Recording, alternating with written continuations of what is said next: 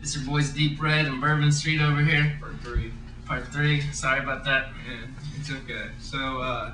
So anyway, the point we're at now is talking about Lois Lane smoking and shit. Let's get that over. People don't want to hear about it. It was just fucking corny, because like, who cares if the bitch smoked or not? Oh, we forgot to get, dude, and during, right here at the point in the movie, like, Superman turns into a creep stalker. Yeah, he flies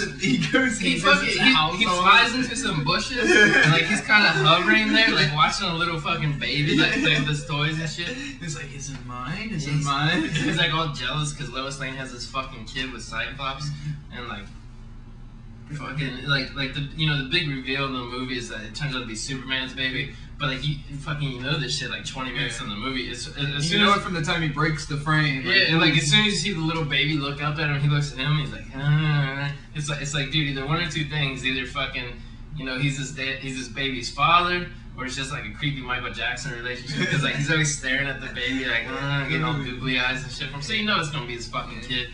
And the big reveal is like they have some 5-year-old fucking like throw a piano. And we go destroy some fucking bald bum. Yeah, do some fucking bum with where you have a clown tattooed on the back of his head. Just like everything about this movie is just shitty. It's really homosexual too. Yeah, it's got very gay overtones, and like, I'm not saying that's a bad thing, you know what I mean? Like, all gay people are bad. We're not saying that at all. But what we're saying, in a Superman movie, I'm saying it's bad. Yeah, but I mean, I'm just saying, I'm not saying because it's gay. I'm saying it's bad because the context, like we're straight. But if we made a Superman movie, like we wouldn't have Superman going in strip clubs and banging whores and all that. You know what I'm saying? Like, he's the true American boy. I just wouldn't even have scenes of like Superman fucking leering at women and shit the way like all the guys do at each other in this movie. It's got a really creepy kind of like Michael Jackson vibe to it. And dude, speaking of the American thing, like Superman, like I remember the corny 70 things was truth, justice, and the American way. Yeah, took this out to make an international Superman, so all the world says they're so fucking cheap. They can't even do like an extra take where he says America for American. You know what I mean? And then have the other shit for everywhere else. It's like, oh no, we're so fucking cheap. We're just gonna fuck America. I want everybody in France to love this shit. They did. Really did. Yeah, troops. The box office worldwide, Superman did very well. Even though they're still worried and they're calling it. Yeah, I read an article where Bryan Singer's like Warner Brothers accounting. This is like last week. He's like, Warner Brothers accounting is crunching the numbers, and we should know by this Thursday if we can make a sequel or not. It's like, motherfucker, either you want to make a sequel or you don't. You know what I mean? It's okay. Like, fucking. They're really jealous of Pirates of the Caribbean right now. Yeah, fucking now it's our money. They stole it. Fucking Jack Sparrow stole it. But anyway, I think even X-Men did better than Superman. But yeah, it did. We need to wrap this up because I'm sure people are getting tired of hearing about this. So what is skip? There's an earthquake scene that Luther created with these crystals. There was a crystal. That somehow when you throw them in water, they're like little sponge things that you bought when you were like 5, and they just fucking get bigger. And like Metropolis is getting. Luther did this all in the name of real estate, by the way. Yeah. And he's got Lois captured. He's going to sell condos on fucking ice, space ice, fucking mountains and shit that are all jagged and shitty and green and brown. And he had kryptonite mixed into this crystal junk. So if Superman like lands on this shit to fight somebody, he like will be sapped of all his powers like that instantly.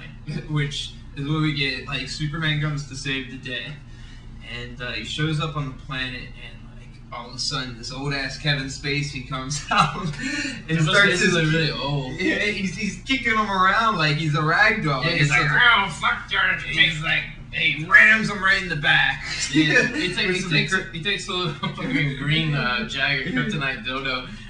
Like he swears you see it from behind, you think he rams it up his ass. Yeah. And then they show it close up, it's like in his side. And he breaks off the handle like they were in jail. Like that really matters. Like, he's like, I'm just shivering. I think it's supposed to be a jail. There was even like a gay line where like Luther early in the movie was talking about like when I was in jail, my ass wasn't worth nothing but a pack of cigarettes. They took advantage of me. I was grabbing the bars.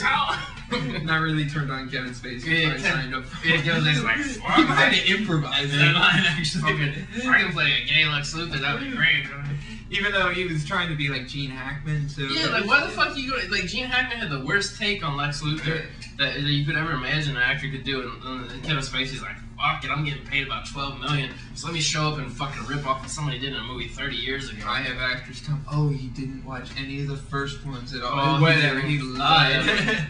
in the singer. It'd be like if I started in fucking Ace Ventura 3 and I was all like, ooh, alrighty then. And I was like, I've never seen Jim Carrey. I don't know who the fuck Jim Carrey is. This fucking shit is original. So he starts beating Superman's ass because he's got some kryptonite stabbed in his back and yada yada yada. And Superman's just getting kicked around like a rag doll. Gets kicked off a cliff. And then he goes underneath the water. Yeah, he falls in the water. And then Cyclops comes in and fucking saves him in an airplane. With the little baby, and then he's like, oh, I gotta go back, and he goes underneath, and this motherfucker couldn't even take out old man Kevin Spacey. Yeah, he gets his ass hit. Well, here's where the logic really kicks in. Basically, wrap this up. What happens when Superman lands on the big fucking chunks of shit that Kevin Spacey may grow because it's got kryptonite mixed in. When he lands on it, he loses all his powers. So how does fucking Superman solve this problem of having these giant fucking alien asteroids in the sea and Earth? He fucking picks them up and he flies them up, and when he lands on it, he loses his powers. When he gets anywhere near it, he loses his powers. But in order to save the Earth, he just picks it up. He picks up something I don't even think Superman can ever even pick up. Yeah, it'd be like Superman picking up a planet or something. And there's this like big boulder that looks like a big penis coming out. Then it's like kryptonite. It's this huge, and he gets up and he heaves this thing in outer space, and voila. I bet the movie just like probably seemed 10 times scarier because we saw it in 3D and all this like this fucking three-dimensional objects. Yeah, look like all these fake dicks are poking. I'm like, oh shit, dodging the fake dicks. And plus we had this glasses. Yeah, we had some glasses on, basically like assholes. But